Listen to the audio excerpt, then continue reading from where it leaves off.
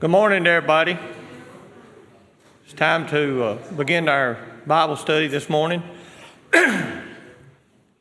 We're certainly glad to have with us this morning Ronald and Gigi Brown. They're associated with the work in the Philippines, and Ronald's going to give us a presentation of the work there and what's going on, and kind of inform us a little better of what we're supporting. And we're certainly glad to have them with us this morning for the class time. Louis will be here to do the sermon at worship time, and we're glad that he can be back with us. Shane, would you lead us in prayer this morning before we begin?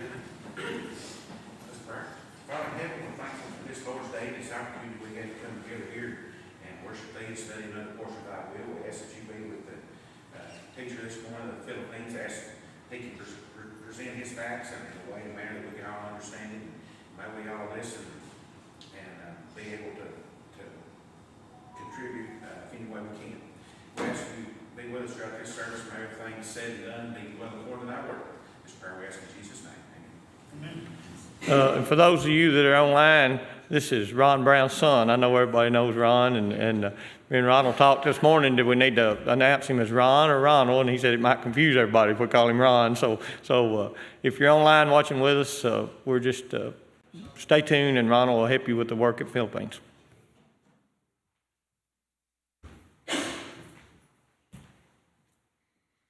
Good morning, everyone. We're happy to be here with you. My wife and I arrived on May 4th, and we'll be leaving, heading back to the Philippines on June 12th. So our time here in the U.S. has gone quickly.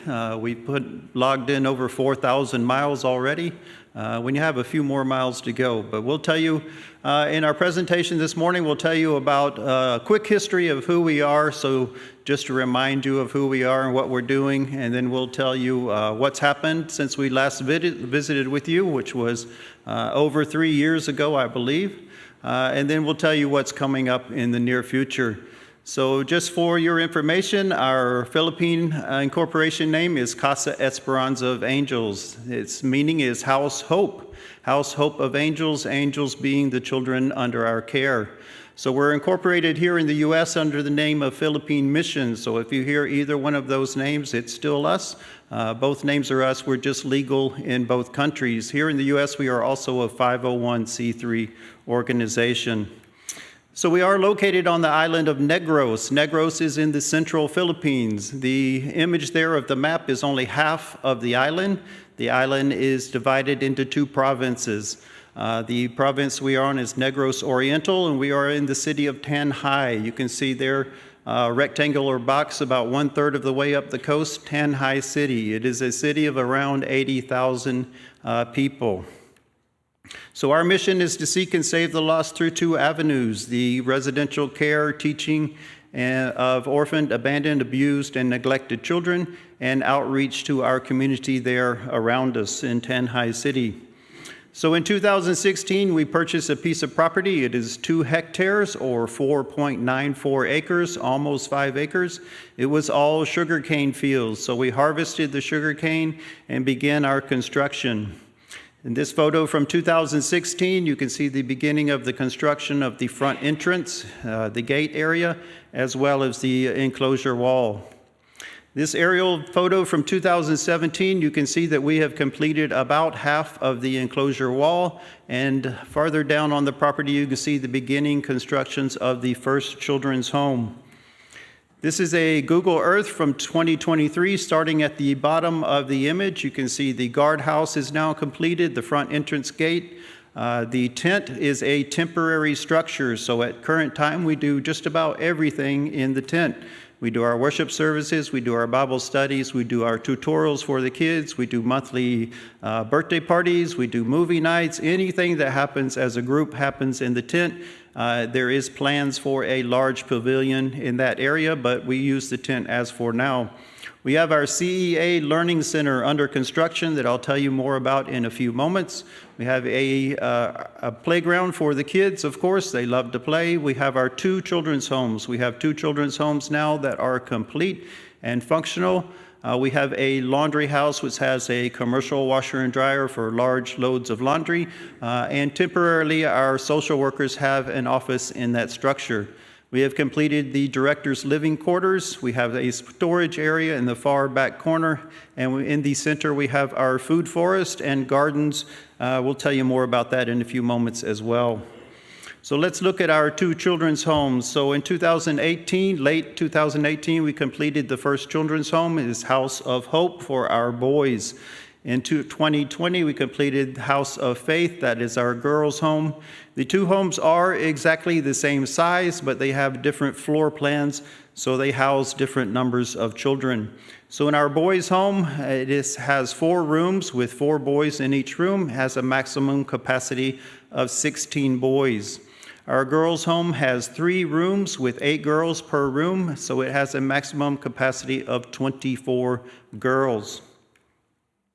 Our model is that the homes are set up like a foster home. So we have the house mothers that prepare all the meals, care for the children on a daily basis, and of course they eat all their meals together as a family. So you can see in this photo our boys are having lunch. They're home from school having lunch. And incorporated them eating lunch is some of the staff. So if our boys are having lunch, of course, our girls are having lunch as well in the next door house. You may be able to see in the photo there fresh papayas on the countertop from our gardens. They're also having papaya with their lunch that day, but they eat as a family. So they're not just a bunch of kids in a big building as like an institutional setting. They're cared for as a family, part of a family unit. So of course they have their playground that they love to play on, mostly in the weekends, because during the weekdays, of course, they're at school. It is a half-court basketball court one way and a full-size volleyball and badminton court in the opposite direction. So they enjoy their playtime on the weekends. So we have not been back for 3 years, and you know why? Of course, that's COVID. So there were times that the travel restrictions were lifted and we could get out of the Philippines, but we might not be able to get back in. So we chose to stay until all the restrictions had been cleared. And so as well, our kids were trapped within the facility for 2 years. There was no face-to-face classes for 2 years. So the Department of Education supplied us with modular classes, written lessons for the kids, and we invited in volunteer teachers from the area. They traveled each and every day to tutor our kids and help them with their lessons. So of course we were all in the tent, so it's like the old one-room school building days. We had children from kindergarten all the way through 11th grade, all in the tent studying their lessons together. So I'm going to show you some of our children so you can see the changes over the years.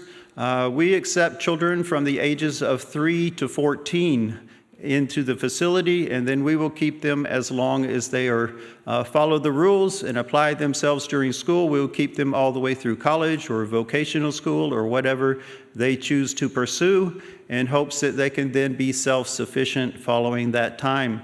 So we take children from a wide range of different situations. There are not many true orphans that have lost their mother, their father, and do not have another family member that can care for them. So we accept children that are abandoned. It's quite common in the Philippines for parents to seek work outside of their hometown. So they travel away from their family, often leaving these children with another relative, a grandparent, something like that. There are Filipinos all over the world working and sending money back to the Philippines. So often they travel away from their family, and unfortunately, many times they do not return. They start another family where they have moved, and they leave those kids behind. So many of our kids fall into the category of abandoned by their original parents, their biological parents. We have children that are in neglective situations. Let's face it, not all parents are good parents. They may be able to have lots of kids, but they're just not good parents, and they neglect them, and they are not cared for properly. We have children from abusive situations, whether it's physically, mentally, or sexually. They are in abusive situations. We take children that are in that. We also take children that are in high-risk situations. Perhaps part of their family is involved in drugs or other things. It's not a good environment for the child. We take children from those situations. We also take children from extreme poverty situations, which is quite common in the Philippines. They may have 6 or 8 kids, and they can barely feed them or clothe them, and they definitely cannot send them to school. So we take children from a wide range of situations. So you can see here the list of the numbers of children that we've taken in over the years. Of course, we started out with 3 in 2019, just 3 children, and we have added 3 this year of 2023. And so our totals over the years have brought us up to, as of today, we have 30 children in our care. 6 children have been discharged from our facility, 4 were returned to their families for various reasons, and 2 were transferred to another facility that can better manage their behavior issues. So this is a photo of Angelo. Angelo was actually the 3rd child that was added to our facility. His mother is there with him in the photo on the left. Came to us in 2019. Angelo's mother suffers from mental illness. There were times that Angelo was actually caring for his mother more than she was caring for him. There were times there was no food in the house, these kinds of situations. So Angelo came to us in 2019, and you can see a recent photo there of him from 2023. This is Marilyn and Jamaica. Their father was in prison and their mother left. They were left with their grandmother. You can see them with their grandmother there the day she brought them to the facility. And a recent photo there on the right, 3 years later, of the 2 girls. Maria Flor, that is, the photo on the left is her grandmother on her side, her mother with her brother. Her mother is a single mother. She actually has another baby now. But that's Flor in the middle with her single bag of everything that she owns ready to come to the facility. And you can see a recent picture of Flor there on the right. This is Arlene Grace, another abandonment. Her parents have left and started in other families in other locations. She does not even have contact with them. She was left with her grandparents. That's her with her grandparents in front of their home. They have very low income and unable to care for her, so she's been in our care since 2020. The Balderramos siblings, the photo on the right, that's BU in the middle, the boy. He is 13 years old. He first came to our facility from another orphanage, and he missed his 2 sisters who were with 2 other uncles separately. These family situations get really, really complicated, but we ended up getting his 2 sisters at our facility as well. That's their family photo, although that's not their father, that's a stepfather, and I believe the mother has 3 other children additionally now. But we have the Balderramos siblings. Jonah Bell, you can see the photo of the home that she came from. The photo in the center with the pink shirt was the day she arrived at our facility, and the photo on the extreme right is her today in 2023. Jezebel and Joel, they are a neglective situation. So you can see a family photo there. They are right in the center of the photo. Their mother is very good at having children, but very poor at taking care of children. She spends a lot of time running around the neighborhood, gambling, doing all kinds of things, except taking care of her children. So we have these 2 children in our care now. This is Aquila, who came to us just this year, 2023. That's her grandparents' home. She is left with her grandparents. I believe her parents are passed away, or at least one of them has. And the coconut tree that has fallen is probably from Odette, Typhoon Odette in 2021, and they simply have not been able to clear that. But they are low income and unable to take care of her and send her to school, so she's now in our care. And finally, for seeing some of our children is Precious and Janama. So their father was in prison for drugs. Their mother has a new partner now. Their stepfather is a fisherman, and not every day is a good fishing day. So his income is totally dependent on what he can catch, and he is very low income and unable to care for them and send them to school. So we have these children. You can see the house there that they came from. But they are very, very good kids, and we're happy to be able to help them in life. So this is all of our children together, a group photo of them in front of the children's home. So we have 20 children in elementary schools. Some of them are behind for their age. We have some girls that are even 15 and 16-year-old that are still in fourth grade because they missed so many years of schooling. Two of our girls were roaming the streets looking for food or money because their father is an alcoholic and their mother left. That's the only way they could feed themselves. But they're now in our care, and they're trying very hard in their studies to get back up to the grade level that they should be in for their age. We have 11 high school students, and you may say, Mr. Brown, you told us you had 30 kids and now you have 31. So we do have one biological child of a house mother. He is integrated into the boys' house. He receives the same discipline. He follows the same rules. He's treated fairly, impartially, like all the other children. And he actually is very happy to be at the facility. When he goes home for his Mother's Day off with her, he's always asking her, when are we going back? When are we going back? So he's happy to be there with all his so-called brothers and sisters.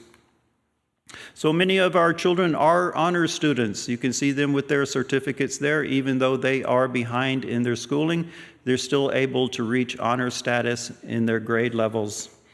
So let's meet some of our staff. So in 2018, of course, we started with a skeleton crew of only 5 people, myself, my wife, a licensed social worker, and a house parent couple. As of today, we have 11 full-time staff and 2 volunteers that help run the facility on a day-to-day basis. So that handsome gentleman on the far left, that was a joke, that's me. I am the acting managing director, so I oversee the day-to-day operations, policies, writing policies, procedures, hiring, just all kinds of things. My wife there, although her title is Education Activities Director, she does a ton of work. She takes care of some of the most difficult of the work. She handles a lot of the things that deal with government and government red tape. So we are legal, licensed, and registered. All our employees are legal, so she has to keep up with all the withholding, the taxes, the Social Security, all these fun things that are not fun to do. She also does a lot of scheduling for tasks of our house mothers, scheduling for the children on their day-to-day schedules. She does all kinds of things that assist me, and I could not do it without her. So Laura is our current licensed social worker. We are required by law to have a licensed social worker for every 25 children. At current time, our second other licensed social worker has resigned to go work for the government. We cannot compete with government salaries. Their salary is higher, and they do not have to work as hard.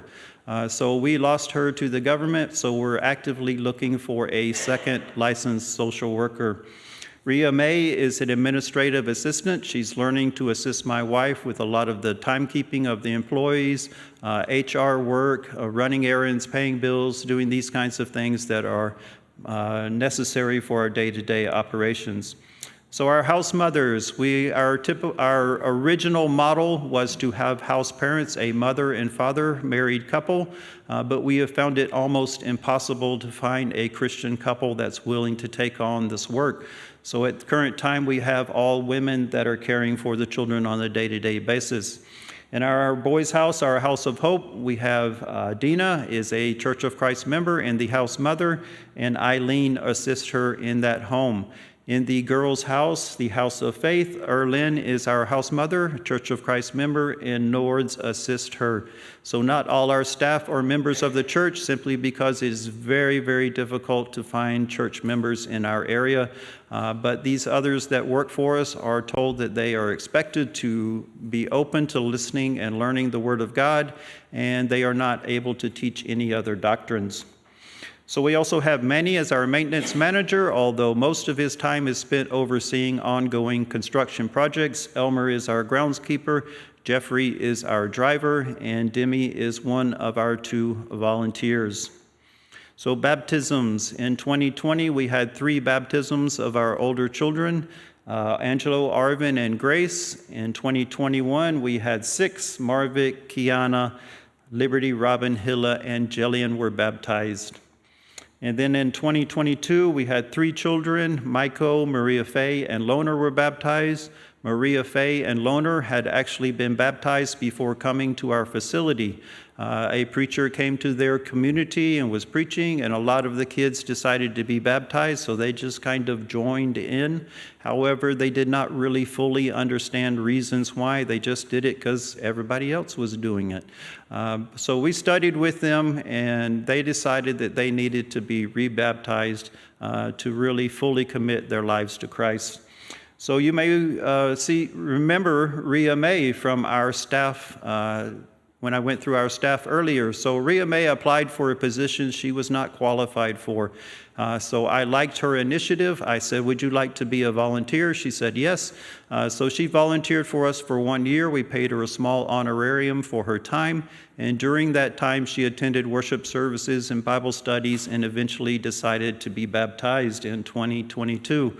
So we are also hoping that by planting the seed, some of our other staff that are not members will also commit their lives to Christ. So baptizing is great, but we're also trying to build the church and build leaders in the church. So our boys, our older boys that have been baptized are now leading prayers. They're serving on the Lord's table. And 3 of our older boys are also preparing and delivering devotional messages on Wednesday evenings. So they write out their lessons. I review them in advance and then make any changes that are necessary. They deliver their messages on Wednesday night, and then we critique them on their speaking skills and their lessons so that they can continue to improve their speaking abilities and the writing of their lessons. So my wife also does a girls' Bible study every Saturday morning to teach the girls about how to be a good Christian young woman, what is their role in the church, their role in the family, so that we can raise these girls properly. We also do a song practice with all the children every Saturday morning to learn new songs and just practice those old ones that we're still working on. So we do have a sustainability program. You know that the cost of food is going sky high. It also is going sky high in the Philippines as well. So we have vegetable gardens. Our children are incorporated in all this. They learn how to prepare the soil, plant the seeds, pull the weeds, and the fun part, of course, is the harvesting. They are involved in all of that. We also do composting, so anything that is biodegradable, we compost for our gardens. You can see our boys there managing our compost piles. So we are very lucky in that we're in a tropical climate and we can grow year-round. And of course, we can grow lots of fruit trees. So we have lots of fruit trees on our property. We have a wide variety of banana trees. We have papaya, we have avocado, we have pineapple, we have guava. We have so many others that you may not even be familiar with, such as the watery rose apple, or called tambis in the Philippines, that the children really love to eat. So we're getting fruit from our fruit trees on a weekly basis, and we're also, of course, getting vegetables from our vegetable garden to help sustain our food needs. So we also do, at current time, have 9 geese. We started with 7, and now they are having babies, and we have 9. We will also hope in the future have chickens and perhaps quail for eggs and meat. It's just as much food as we can produce for ourselves will help lower the burden on our donors. So reaching out has always been a part of our work. Even before we started the orphanage, we reached out to the poor communities around us, showing them God's love, and we continue to do that. Not as much because we're quite busy every day with our children, but we continue to do that occasionally. So we had Typhoon Odette come through the Philippines in December of 2021. There is a squatter village just across the road from us. They do not own the land. They take whatever scraps they can get, wood, metal, anything they can find, and build little makeshift homes. Dirt floors, no running water, very limited electricity.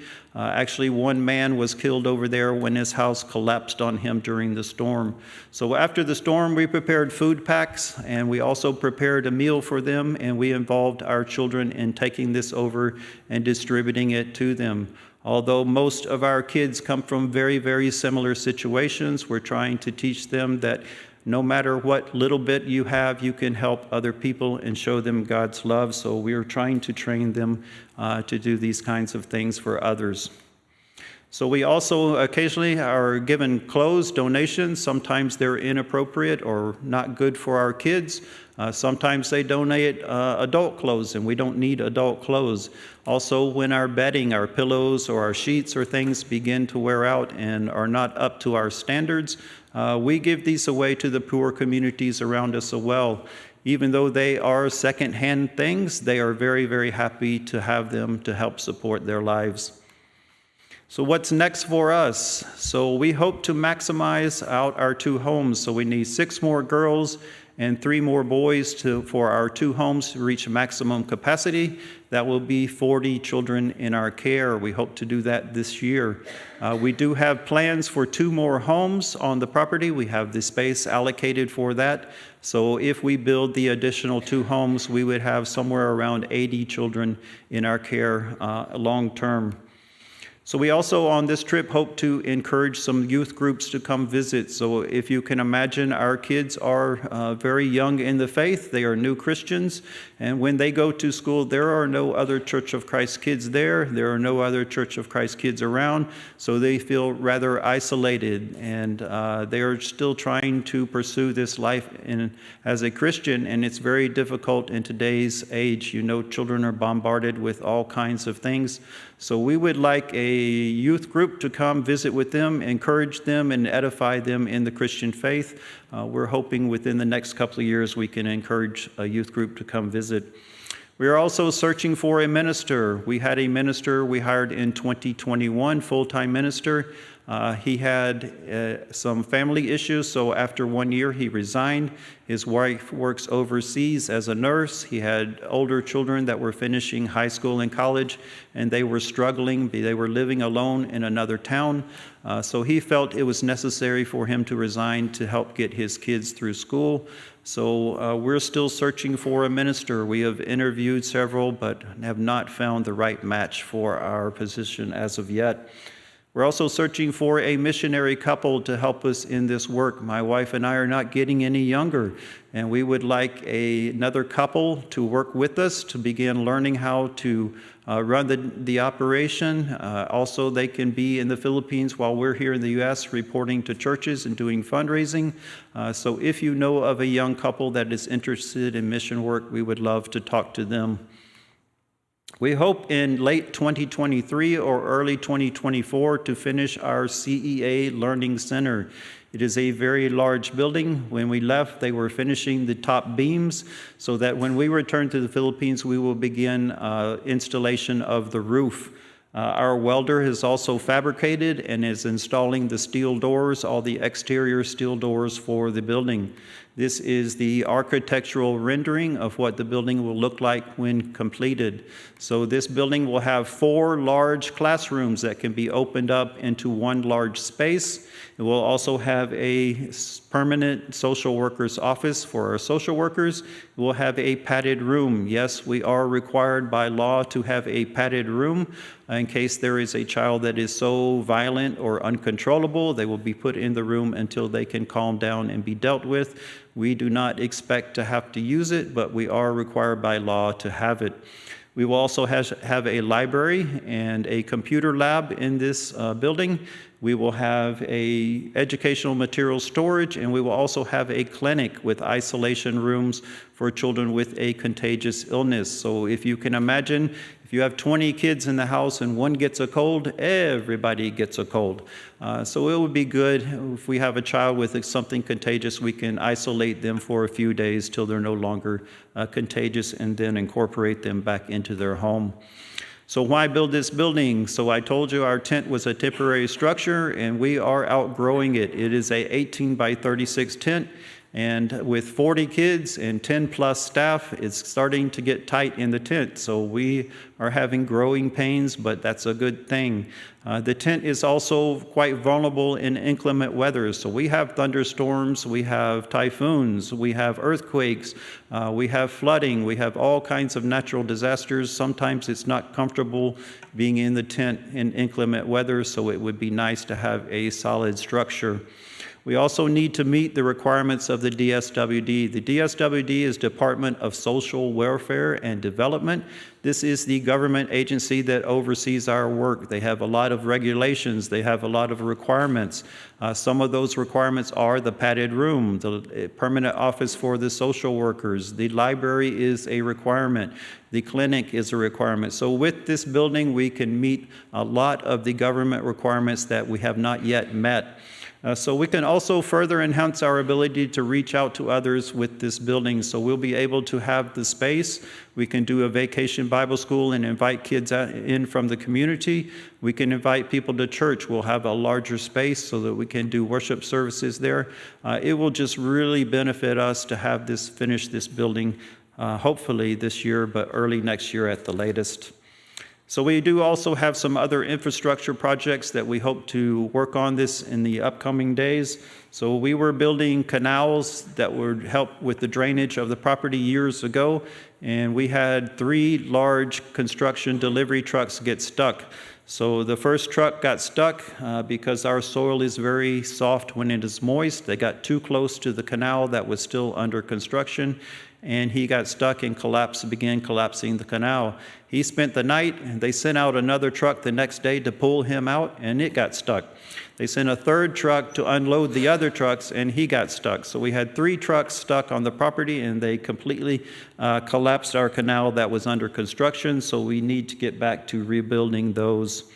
We also, after all these years, have finally finished our enclosure wall. It is a 9-foot high wall around the entire 5-acre property. And you may say, sir, that's really crazy.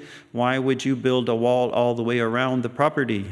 So we do have a lot of strays. We have stray animals, diseased animals that also wander around. We have some stray people that will just wander onto the property. We do not need that. We need to keep our children safe, so that acts as a barrier for them. If you remember from the aerial photo, we are surrounded by sugarcane fields. They actually burn those fields to drive out the snakes and rats before they harvest, and it also just makes harvesting easier for them. So this wall acts as a firewall to protect our structures and our property as well. So about half the wall still needs the top bond beam done, but that's not a huge project, but we do need to finish that. We're also working on some flood control efforts. The photo on the left is after Typhoon Odette in December of 2021. The entire property was flooded, some places almost waist deep. So we do need to finish our drainage canals, and we are building a retention pond so that we can help control flooding on the property. Even with several days of heavy rain, the property does begin to flood. We also need additional house staffing. We would like to build some small cottages. Although we have some limited staff housing in the children's homes, it is very limited to a house mother and an assistant. But we have other staff that would like to be on the property 24/7. They do not want to have to travel home every day and come back early the next morning, so they would like to live on the property. We would like to be able to provide them with housing on the property as well. So how can you help? So this congregation is already helping us, and we're very thankful for that. But maybe you as an individual would like to help more. As I mentioned, we hope to add 9 more children into our care, so we need more child sponsors. We only ask for $35 a month to sponsor a child. So that will supply them with all their daily needs, as well as medical attention and the ability to teach them the Word of God. So I don't know what your price for a soul is, but mine is every soul is priceless. So $420 a year is a very, very small price to pay to bring a child out of poverty, get them through school, give them all their daily requirements, and teach them the Word of God. So please consider that. We also need funding for our desktop computers. We hope to have 10 desktop computers in our new building. And of course, we have other needs as well. So this photo is a pedicab. It is a very common form of transportation in the Philippines. It is a motorcycle with a kind of a glorified sidecar, and actually they get a lot of people in those. And this was our first transportation at the very beginning. Our house father at that time had a pedicab, so we took our kids to school back and forth because there was only 3 or 4 of them at that time, back and forth to school in a pedicab. So 3 years ago when we were here, we were very blessed that a donor in Louisiana donated the full amount for us to purchase a Toyota van. So the van has been very, very helpful for us for the last 3 years. However, 30 kids will no longer fit in the van, so we're having growing pains again, but it's a good thing. So we are also seeking funds for a minibus that will seat about 32 children. The new purchase price for a vehicle like this is about $60,000 US. So you may say, Mr. Brown, I cannot help financially. I'm having a tough enough time as it is myself. But you can always pray for us. So pray for myself and Ma'am Gigi as we do the day-to-day operations. Pray for our staff. It is not easy caring for 30 children that are not yours, that come from different backgrounds, that have different personality, have different behaviors. It is a strenuous, stressful job. You can pray for our minister search. Pray for all these other things that I've mentioned that we need. We would be grateful for that. Perhaps you know someone else that would like to sponsor a child or help with a mission such as ours. You can spread the word. We'd be happy for you to tell others about the work that we are doing. Maybe some of you in the future would like to come visit. We would love to have you come visit the Philippines. It is a long ways, but it will bless you and it will bless us as well if any of you would like to visit in the future. So we also accept one-time donations of any amount because any amount is helpful. Even a small amount goes a long ways in the Philippines. Just for your information, the conversion rate is somewhere around 55 pesos to $1. So for every dollar we can exchange is about 55 pesos. In the Philippines, on our island, the daily minimum wage is about $8 a day, not an hour. So our construction workers work for 8 hours in the hot, brutal sun with very limited power tools for $8 a day, and they are very happy to have it. So that should give you an idea of how far money can go for us. So even if you can only make a small one-time donation, we're very grateful for that. We, of course, love monthly or quarterly donations because then we know what's coming in and we can budget appropriately. And one thing that maybe none of us like to think about or even talk about is passing from this earth. Perhaps you would like to leave a legacy donation when you pass to your heavenly home. That is always an idea. Or if you have stocks, we have a donor here in Tennessee that has donated stocks to us, and they continue to make money for us, so that is also something to consider. So I don't know, many of you may not have noticed, but in the foyer, my wife has set up a display board. There are some additional photos out there. There are some brochures, some printed material for you to pick up. There is also a sign-up sheet. So you can sign up today to sponsor a child, or you can also sign up to receive our monthly newsletter. I did see on the bulletin board we have some newsletters already printed there, but you can receive it at home if you would like. Just sign up and leave your email address, or if you do not have email, we can even mail it to you. But if you'd like to receive our newsletter, you can sign up on the sign-up sheet in the foyer. So also, as I mentioned, there are brochures back there. So you can keep up with our work in various ways. We have a website. We also have a Facebook page. And you do not have to remember all this because if you pick up a brochure, on the back of the brochure is all that information. I don't know if you're like me. There's no way I could remember all this. I can barely remember my name some days. So don't think that you have to remember it because if you pick up a brochure, it's right there on the back. So we would like to thank all of you for this opportunity this morning to share with you about our work, what has happened in the last 3 years since we visited with you, and what's coming up in the future. We are making progress. We've gone from 3 children to 30, and we're hoping to reach 40 by end of the year. So we are making progress, and we thank you for your support as a congregation, and we just are happy to be here with you today.